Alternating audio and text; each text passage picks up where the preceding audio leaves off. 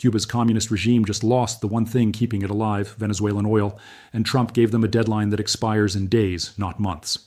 On January 9, 2026, President Donald Trump declared on Truth Social, "There will be no more oil or money going to Cuba. Zero. I strongly suggest they make a deal before it is too late." That is not diplomatic language. That is an ultimatum. And the reason it matters is not just what it does to Cuba. It is what it signals about American willingness to use economic leverage against authoritarian regimes, what it means for Venezuela's already collapsing oil industry, and how it reshapes power dynamics across Latin America at a moment when China and Russia have spent 2 decades building influence in America's backyard. This is not a tweet. This is a policy shift that could trigger regime change in Havana, accelerate Venezuela's implosion, and force every Latin American government to recalculate where power really lies in the Western Hemisphere. To understand why this declaration matters so much, you need to understand what Venezuelan oil means to Cuba, why the flow of that oil has been the difference between survival and collapse for the Cuban government, and what happens when that lifeline gets severed. Cuba imports approximately 55 to 60,000 barrels of oil per day from Venezuela, according to data from independent energy analysts and reports from Reuters. That represents the majority of Cuba's total oil consumption. Cuba's domestic oil production is minimal, around 50,000 barrels per day from aging fields with declining output. Without Venezuelan imports, Cuba cannot generate electricity reliably, cannot fuel transportation, cannot operate industrial facilities, and cannot maintain basic economic activity. The relationship between Cuba and Venezuela is not a normal commercial arrangement. It is a political alliance built on ideological alignment and mutual dependence.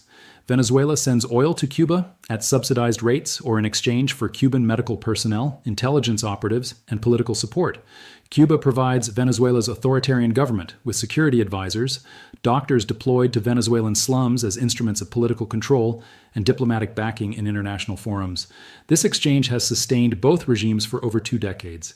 Venezuela's ability to supply Cuba with oil depends on Venezuela's own oil production, which has collapsed over the past decade. Venezuela once produced over 3 million barrels of oil per day. By 2023, production had fallen to approximately 750,000 barrels per day, according to estimates from the U.S. Energy Information Administration and OPEC. Mismanagement, underinvestment, corruption, sanctions, and the exodus of skilled workers have devastated Venezuela's oil sector. The state-owned company PDVSA is a shadow of its former self, operating aging infrastructure with limited maintenance and chronic cash shortages.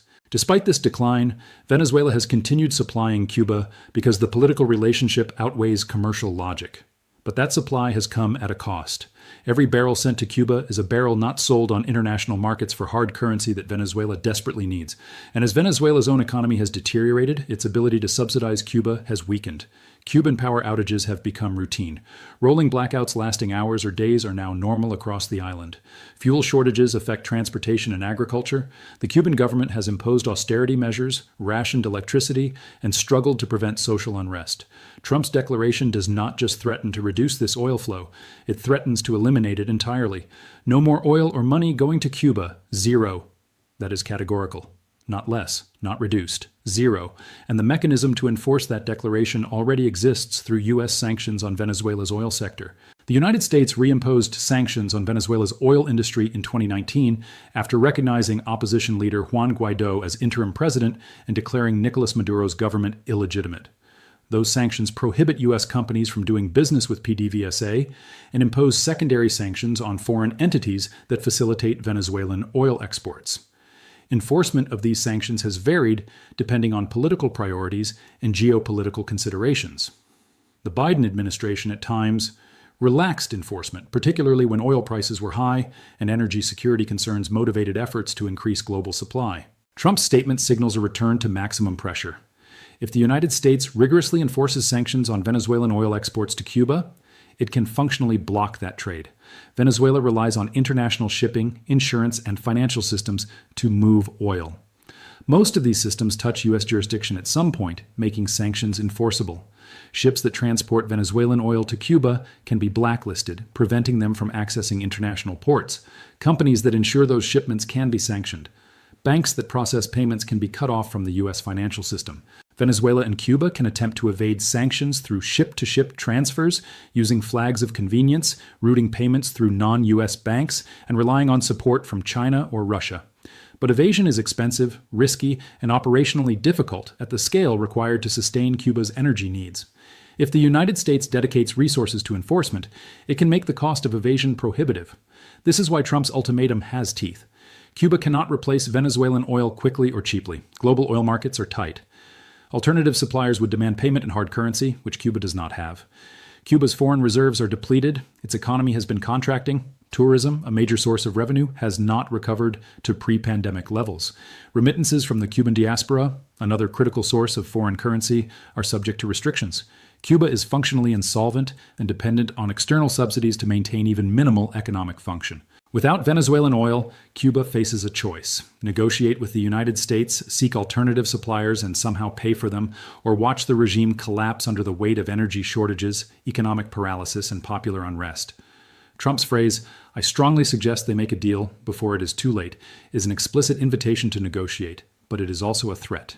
The deal must come before the deadline implicit in the ultimatum, or the consequences follow. What would a deal look like? Trump has not specified terms publicly, but the framework is clear from prior U.S. policy toward Cuba. The United States has consistently demanded political and economic reforms in Cuba, release of political prisoners, respect for human rights, transition toward democratic governance, economic liberalization, and compensation for properties nationalized after the 1959 revolution. Previous U.S. administrations pursued these goals through a combination of sanctions, diplomatic isolation, and conditional engagement. The Obama administration attempted engagement, easing travel restrictions, allowing some trade, and reopening diplomatic relations. The Trump administration reversed much of that, reimposing restrictions and tightening sanctions. The Biden administration maintained most Trump-era policies while modestly easing certain travel and remittance rules. Trump's return to office signals a return to maximum pressure, but with a transactional element. If Cuba makes concessions that Trump views as sufficient, a deal is possible. If not, pressure intensifies. Cuba's government faces a dilemma. Accepting U.S. demands would require fundamental changes to the political system and economic model that the Communist Party has defended for over 6 decades. Rejecting those demands and enduring sanctions could trigger regime collapse. The Cuban leadership has historically chosen defiance, betting that the regime can survive economic hardship and that external support from allies like Russia, China, or Venezuela will sustain it. But that bet is harder to justify now. Russia is deeply enmeshed in its war in Ukraine and has limited capacity to subsidize Cuba. China has provided loans and investment, but has also shown frustration with Cuba's inability to repay debts or implement reforms that would make the Cuban economy viable. Venezuela is collapsing and can barely sustain itself, let alone Cuba. The geopolitical environment for Cuba is worse than at any point since the end of the Cold War. This is the context that makes Trump's ultimatum potentially decisive. It arrives at a moment when Cuba's options are constrained, its economy is failing, and its traditional allies are distracted or unwilling to bail it out indefinitely. If the United States follows through on cutting off Venezuelan oil, Cuba's regime may not have the resilience to survive the resulting crisis. The implications extend beyond Cuba. Venezuela's government depends on Cuban support for internal security and intelligence. Cuban operatives have been embedded in Venezuela's military and intelligence services for years, helping Maduro's regime identify and neutralize opposition, control information, and maintain loyalty within the armed forces. If Cuba collapses or pivots toward accommodation with the United States, Venezuela loses a critical pillar of regime survival. Venezuela's oil industry is already in crisis. Production has fallen from over 3 million barrels per day in the 1990s to under 1 million barrels per day today. Infrastructure is deteriorating. Skilled workers have fled. International oil companies have largely exited. Sanctions have cut off access to technology, spare parts, and investment. If U.S. sanctions enforcement intensifies, Venezuela's ability to export oil declines further, reducing revenue and accelerating economic collapse. Maduro's government has survived primarily through repression, external support from Cuba, Russia, and China, and control over what remains of Venezuela's oil wealth. If Cuban support weakens or disappears, if sanctions tighten further, and if internal conditions continue deteriorating, the risk of regime change in Venezuela increases. That would represent a massive geopolitical shift. Venezuela holds the world's largest proven oil reserves. A government change could eventually restore production, flood global oil markets, and shift the balance of power in Latin America. The United States has clear interests in both Cuba and Venezuela. Regime change in Cuba would eliminate a hostile government 90 miles from U.S. shores, remove a source of instability and migration, and signal to other authoritarian regimes in the hemisphere that alignment against U.S. interests carries unsustainable costs. Regime change in Venezuela would restore a major oil producer to global markets, reduce energy leverage held by adversaries, and remove Russian and Chinese influence from a strategically located country. Trump's declaration is the opening move in what could become a coordinated pressure campaign targeting both regimes simultaneously. By cutting off Cuban energy supplies, the United States weakens Cuba directly and indirectly weakens Venezuela by removing a key ally. By threatening secondary sanctions on anyone facilitating Venezuelan oil exports to Cuba, the United States forces third parties to choose between access to U.S. markets and supporting Cuba's regime. China and Russia could theoretically step in to supply Cuba with oil or provide financial support to purchase oil elsewhere. But both face constraints. Russia's economy is under severe strain from war costs and Western sanctions. Its ability to project power in Latin America is limited. China has economic interests in Cuba but has shown reluctance to pour resources into a failing economy without clear prospects for return. Chinese loans to Cuba have gone largely unrepaid. Chinese companies investing in Cuba have faced operational difficulties and political risks. Beijing values its relationship with Havana for diplomatic reasons, but may not be willing to bear the full cost of sustaining the regime if the United States is determined to isolate it. The response from Cuba has been predictably defiant. Cuban officials have historically responded to U.S. pressure by denouncing imperialism, appealing to international solidarity, and rallying domestic support through nationalist rhetoric. But rhetoric does not generate electricity, fuel vehicles, or feed the population. If blackouts worsen, food shortages intensify, and economic conditions deteriorate beyond the population's tolerance, defiance becomes harder to sustain. Cuba experienced island-wide protests in July 2021, the largest public demonstrations against the government in decades. Those protests were driven by economic hardship, power outages, food shortages, and frustration with government mismanagement. The regime suppressed the protests through arrests, internet shutdowns, and repression. But the underlying conditions that sparked unrest have not improved. They have worsened. If energy shortages intensify due to loss of Venezuelan oil, the risk of larger, more sustained unrest increases. The Cuban military and internal security forces are the ultimate arbiters of regime survival. If those institutions remain loyal, the government can suppress dissent. If loyalty fractures, the regime falls. Historically, Cuba's military has been deeply integrated with the Communist Party and the ruling elite, making defection unlikely, but prolonged economic crisis, loss of external support, and erosion of legitimacy can shift calculations. Military and security personnel also suffer under economic hardship. If they perceive that the regime is unsustainable, self-preservation could drive accommodation with the United States or internal power struggles. Trump's deadline language, before it is too late, implies that time is limited. While no specific date was given, the urgency suggests weeks, not months. If Cuba does not respond quickly, the consequences follow. This creates pressure on Cuban decision-makers to act while options still exist. The broader geopolitical implications are significant. Latin America has been a theater of great power competition for years. China has become the region's second largest trading partner, invested billions in infrastructure, and cultivated political relationships with left-leaning governments. Russia has maintained military ties, conducted joint exercises, and positioned itself as an alternative security partner. Both have used Cuba and Venezuela as footholds in the region. If the United States successfully pressures Cuba into a deal or catalyzes regime change, it demonstrates that economic leverage and political will can counter Chinese and Russian influence. Other Latin American governments would take note. Countries that have aligned with China or flirted with anti-U.S. positions would face pressure to recalibrate. Countries that have maintained pro-U.S. stances would feel validated. The timing is also significant. Trump's declaration comes early in his second term, signaling that Latin America is a priority and that his administration intends to assert U.S. influence aggressively. This contrasts with recent U.S. approaches that emphasized partnership, multilateralism, and soft power. Trump's approach is transactional, unilateral, and coercive. Whether it succeeds depends on execution, enforcement, and the willingness of Cuba's leadership to negotiate or the capacity of the regime to endure. For Venezuela, the implications are immediate. If Cuban support weakens or disappears, Maduro's government becomes more vulnerable. If U.S. sanctions enforcement intensifies, Venezuela's oil exports decline further, reducing revenue. If internal conditions worsen and external support erodes, the risk of political fracture increases. Venezuelan opposition figures and exiled leaders will interpret Trump's move as a signal that the United States is committed to regime change and may increase efforts to organize resistance, seek international backing, or position for a post-Maduro transition. The oil dimension matters beyond politics. Venezuela's oil reserves are immense, but production requires massive investment, technical expertise, and political stability. If regime change occurs and a new government opens the sector to international investment, production could eventually recover. That would take years, but the prospect alone affects markets. Oil traders, energy analysts, and policymakers will factor in the possibility of Venezuelan oil returning to global markets at higher volumes, which could influence price expectations and investment decisions. For Cuba, the choice is stark. Negotiate with the United States, accepting political and economic concessions in exchange for relief from sanctions and access to energy, or reject negotiations, attempt to survive through rationing, repression, and hope that external allies provide enough support to avoid collapse. History suggests the Cuban government will choose defiance initially, testing whether the United States follows through on threats. But if enforcement is rigorous and conditions deteriorate rapidly, the calculation could shift. The international community will also respond. The United Nations, Organization of American States, and various governments will issue statements. Some will condemn U.S. coercion, frame it as imperialism, and call for dialogue. Others will quietly support U.S. efforts, viewing regime change in Cuba and Venezuela as stabilizing for the region.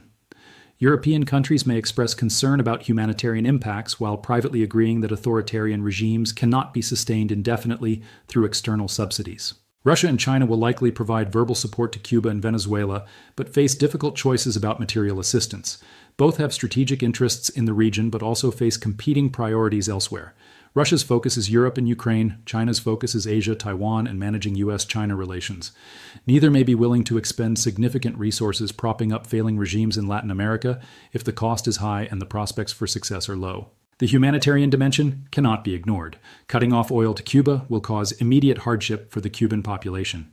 Power outages, fuel shortages, and economic disruption affect ordinary people who have no control over government policy. Critics of Trump's approach will emphasize this, arguing that economic coercion punishes civilians rather than leaders. Supporters will counter that the Cuban regime, not U.S. policy, is responsible for conditions on the island, and that regime change is the only path to long-term improvement. This tension between effectiveness and humanitarian cost is inherent in sanctions policy. The question is whether economic pressure can achieve political change before causing unsustainable human suffering. Historical examples are mixed. Sanctions contributed to regime change in South Africa, Serbia, and Iran at various points, but also caused prolonged hardship without always achieving intended outcomes. The effectiveness depends on the target regime's resilience, the availability of alternative support, and the willingness of the imposing power to maintain pressure over time. Trump's track record suggests he will maintain pressure if he believes it advances U.S. interests and delivers political results. His first term saw sustained pressure on Venezuela, Cuba, Iran, and North Korea through sanctions, threats, and diplomatic isolation. Whether that approach succeeds depends on execution and the responses of targeted governments. For Cuba, the next days and weeks are critical. If the regime responds to Trump's ultimatum by signaling willingness to negotiate, talks could begin quickly. If the regime rejects the ultimatum and doubles down on defiance, the United States will need to demonstrate that the threat was credible by intensifying enforcement. Ships carrying Venezuelan oil to Cuba would be tracked, sanctioned, and interdicted. Financial institutions facilitating payments would face penalties. Third-party countries enabling the trade would be pressured. Cuba would then face a choice between accelerating collapse or seeking alternative arrangements. Alternative suppliers exist but require payment. Cuba could attempt to barter services, goods, or political concessions in exchange for oil, but few countries have incentives to subsidize Cuba at the levels Venezuela has. China could theoretically supply oil, but Beijing would likely demand economic reforms, debt repayment, or strategic concessions in return. Russia could provide limited assistance but lacks capacity for sustained support at the necessary scale. The most likely outcome, if Trump follows through, is that Cuba experiences severe energy shortages, economic contraction, and social instability over the coming months. Whether that leads to regime change, negotiations, or prolonged suffering without political resolution depends on the resilience of Cuba's government, the unity of its security forces, and the tolerance of its population for hardship. Trump's declaration is not just about Cuba. It is a signal to every government in Latin America and beyond that the United States under his leadership will use economic leverage aggressively to advance its interests. It is a challenge to China and Russia, testing whether they will expend resources to counter U.S. pressure in the Western Hemisphere. And it is a gamble that economic coercion can achieve political change quickly enough to avoid protracted humanitarian crises or unintended consequences. The coming weeks will reveal whether Cuba takes the ultimatum seriously, whether the United States enforces it rigorously, and whether the combination of pressure and opportunity creates conditions for a deal. If Cuba's government collapses or pivots toward negotiation, Trump will claim vindication and apply similar approaches elsewhere. If the regime endures and the population suffers without political change, critics will argue that coercion failed and humanitarian costs outweighed strategic gains. Either way, Trump's declaration on January 9, 2026 marks a turning point. The era of Venezuelan oil sustaining Cuba's communist regime is ending. What replaces it will shape the political and economic landscape of Latin America for years to come. And the question is not whether change is coming to Cuba. The question is whether that change comes through negotiation, collapse, or something in between. The deadline is approaching, and as Trump made clear, time is running out.